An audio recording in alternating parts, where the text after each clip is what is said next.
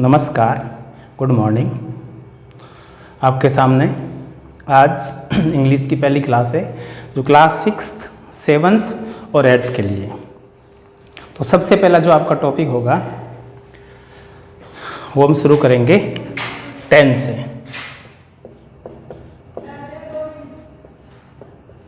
Class 6th, 7th और 8th के लिए जो पहला टॉपिक आपका उसकी हम शुरुआत कर रहे हैं टेंस से।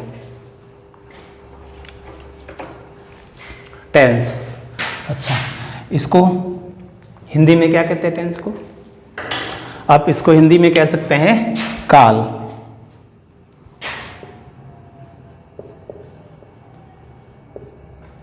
अच्छा, काल का मतलब क्या हो गया?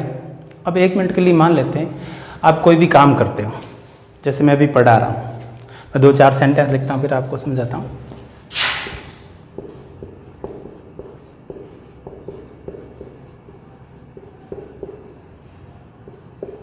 मैं पढ़ा रहा हूँ,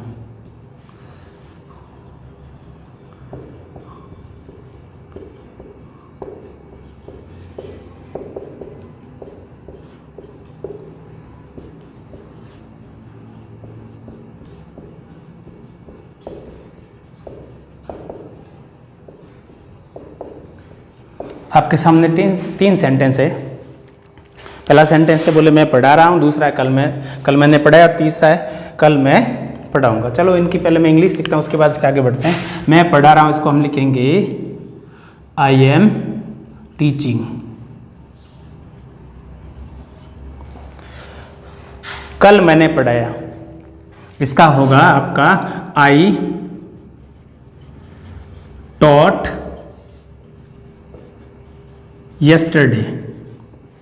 कल मैंने पढ़ाया, आई टॉट यस्टरडे। कल मैं पढ़ाऊंगा, आई विल / टीच टुमारो। अब आपका विल और सेल का क्या है?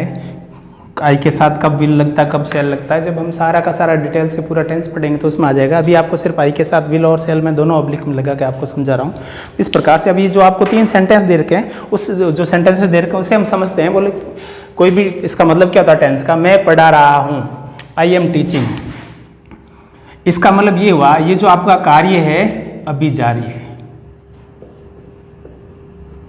पढ़ाने का काम अभी जारी है। अभी जारी होने का मतलब ये काम कब हो रहा है? आपका वर्तमान में।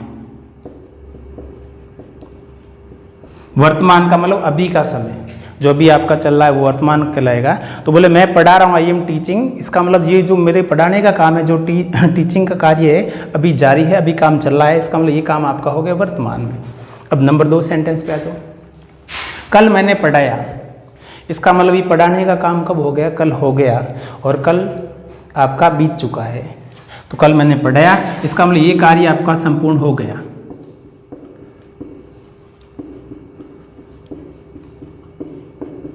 ये कार्य आपका संपूर्ण हो गया, और अभी हुआ कब आपका?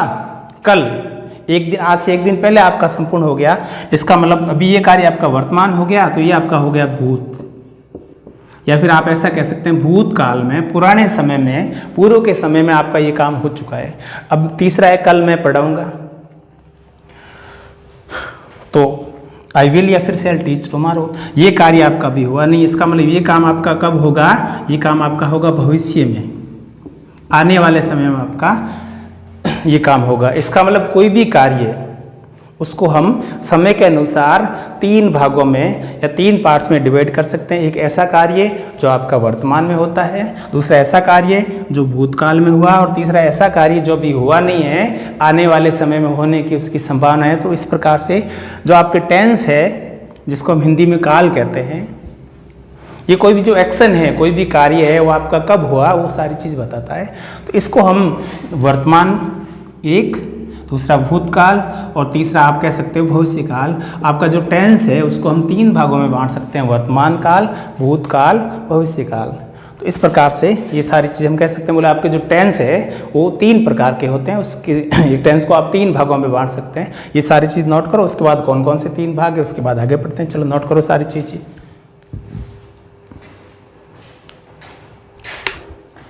नोट कर ली सारी चीज़ें। चलो अब देखते हैं टेंस को आप किस प्रकार से 3 भागों में बांटते हैं। सबसे पहले जो आपका टेंस है उसको 1 नंबर प्रेजेंट टेंस, या फिर आप कह सकते हो प्रेजेंट।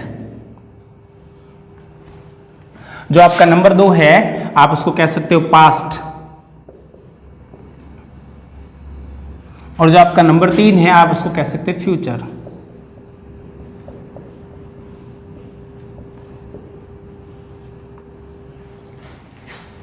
तो हमने टेंस को 3 भागों में बांट दिया। आपका 1 नंबर है प्रेजेंट, दूसरा आपका पास्ट और तीसरा आपका फ्यूचर। प्रेजेंट का मतलब ये हो गया वर्तमान काल। अगर इसकी आप हिंदी समझना चाहे तो ये हो गया आपका वर्तमान काल, या फिर वर्तमान इतना ही लिख दो। इसका हो गया आपका भूतकाल, और इसका आपका हो गया भविष्य काल।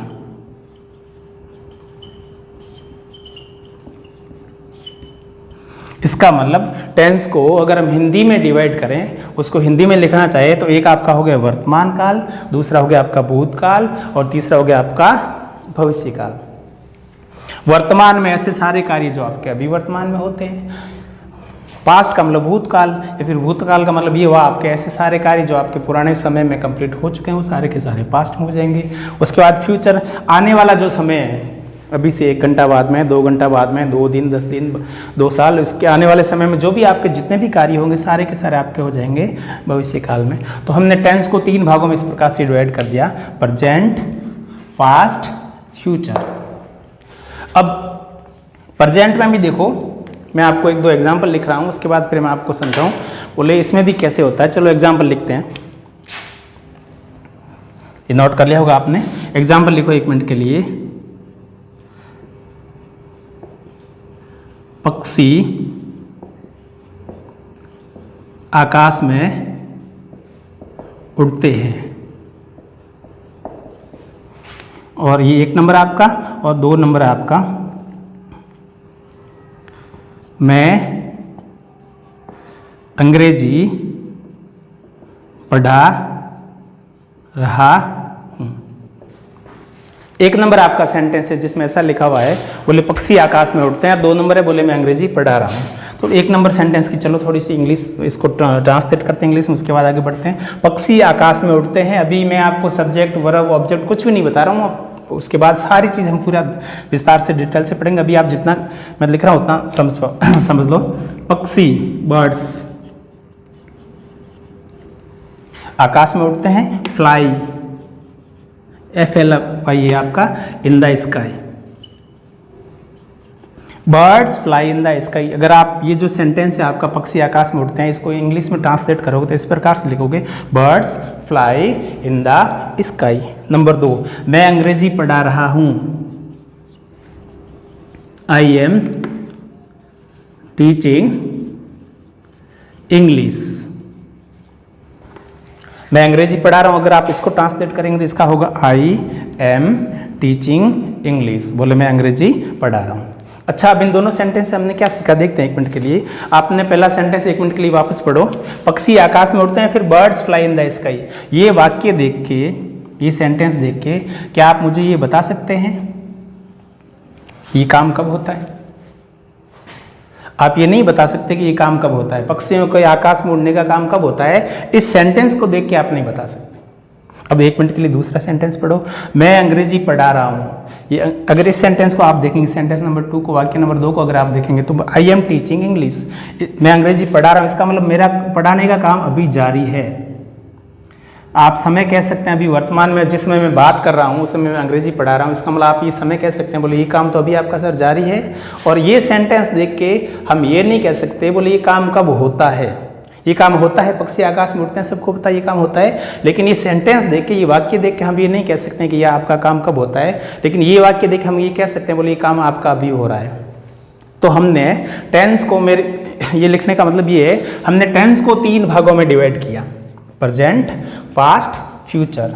अब प्रेजेंट में भी कौन सा कार्य कब हो रहा है, इसमें भी आपके अलग अलग भाग होते हैं। वो समझाने के लिए बोले कोई ऐसा कार्य जो आपका कब होता है या फिर उसका समय दे रखा है नहीं दे रखा है, ठीक है ना। समय दे रखा तो किस टेंस में लेंगे, समय नहीं दे रखा तो किस टेंस में लेंगे। आपके जो प्रेजेंट, पास्ट और जो फ्यूचर है उसको भी अलग अलग भागों में, अलग अलग पार्ट्स में डिवाइड किया गया है।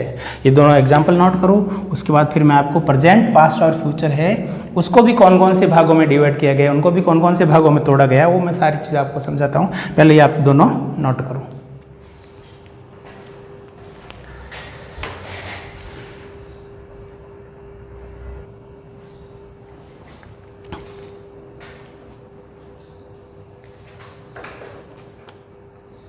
नोट कर लिए होंगे आपने। बोले पक्षी आकाश में उड़ते हैं, ये सेंटेंस देख के आप ये नहीं कह सकते इसका समय कब है, ये काम होने का समय कब है। दूसरा, मैं अंग्रेजी पढ़ा रहा हूँ, ये सेंटेंस देखकर आप कह सकते हैं बोले ये काम आपका अभी चल रहा है। तो ये इस प्रकार से मैंने आपको सिर्फ समझाने के लिए दो सेंटेंस लिखे। बोले प्रेजेंट, पास्ट, फ्यूचर, इसमें भी अलग अलग भाग होते हैं। कौन सा कार्य कब हो रहा है या फिर कब हुआ या कब होगा, इसमें भी अलग अलग आप कहें सारे कौन से कार्य में क्या टाइम देगा क्या नहीं देगा, बहुत सारी चीज़ें समझने के लिए। चलो प्रेजेंट, पास्ट और फ्यूचर इसको भी आगे अलग अलग भागों में डिवाइड करते हैं।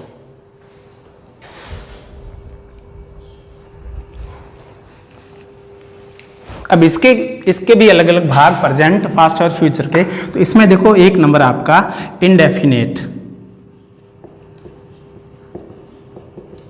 अगर आप इसको लिखना चाहो तो आप इसको सिंपल भी कह सकते हैं, सिंपल प्रेजेंट या फिर प्रेजेंट इंडेफिनेट। ये आपका हो गया एक number. Number 2 continuous. Number 3 perfect. और नंबर 4 परफेक्ट कंटिन्यूअस। जिस प्रकार से प्रेजेंट को आपने प्रेजेंट इंडेफिनेट या फिर प्रेजेंट सिंपल, उसके बाद प्रेजेंट कंटिन्यूअस आपका ये 2 नंबर पे, उसके बाद प्रेजेंट परफेक्ट आपका 3 नंबर पे और उसके बाद प्रेजेंट परफेक्ट कंटिन्यूअस ये 4 नंबर पे है। प्रेजेंट को आपने 4 भागों में, 4 पार्ट्स में डिवाइड कर लिया, इंडेफिनेट, कंटिन्यूअस, परफेक्ट और आपका परफेक्ट कंटिन्यूअस। जिस प्रकार से प्रेजेंट आपका 4 भागों में डिवाइड हुआ, उस प्रकार से आप पास्ट को भी 4 भागों में तोड़ सकते हैं। सेम टू सेम, पास्ट आपका इंडेफिनेट या फिर पास्ट सिंपल और पास्ट आपका कंटिन्यूअस, आपका पास्ट परफेक्ट और आपका पास्ट परफेक्ट कंटिन्यूअस। जिस प्रकार से प्रेजेंट के 4 भाग हैं उस प्रकार से पास्ट के भी 4 भाग होंगे। मैं नहीं लिख रहा हूँ, आप वैसा का वैसा, जैसा मैंने यहाँ पर लिखा वैसा का वैसा यहाँ पर कॉपी कर देंगे। जिस प्रकार से पास्ट और प्रेजेंट के 4 भाग हैं उस प्रकार से फ्यूचर, इसके भी हम 4 भाग कर सकते हैं। Future indefinite, future continuous, future perfect और फ्यूचर परफेक्ट कंटिन्यूअस। इन चारों मतलब आपके जो 3 टेंस है उसको आगे 4 भागों में हमने डिवाइड कर लिया फर्दर। और इसका मतलब 3 ये, 3 गुणा 4, अगर आप कुल बोलेंगे तो हमको जो आपके अलग अलग स्ट्रक्चर है वो आपको 12 टेंसेस मिल जाएंगे, अलग अलग आपको 12। आपके प्रेजेंट के 4, पास्ट के भी 4 और फ्यूचर के भी 4। तो सारी चीज़ नोट करो।